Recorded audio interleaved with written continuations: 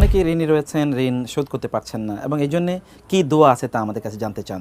ঋণের বোঝা থেকে মুক্তি পাওয়ার জন্য অনেকগুলো দোয়া রয়েছে। সেই দোয়াগুলো যদি আপনি আমল করেন, ইনশাআল্লাহ আপনি ঋণের বোঝা থেকে মুক্তি পাবেন। প্রথমত হচ্ছে আপনি বেশি বেশি ইস্তেগফার করুন। দ্বিতীয়ত হচ্ছে রাসূলুল্লাহ সাল্লাল্লাহু আলাইহি ওয়াসাল্লামের উপর বেশি বেশি দুরূদ পড়ুন। আর তৃতীয়ত হচ্ছে ইউনুস আলাইহিস সালাতু ওয়াসসালামের সেই দোয়াটি পড়ুন, লা ইলাহা ইল্লা আনতা সুবহানাকা ইন্নী কুনতু মিনাজ জালিমিন।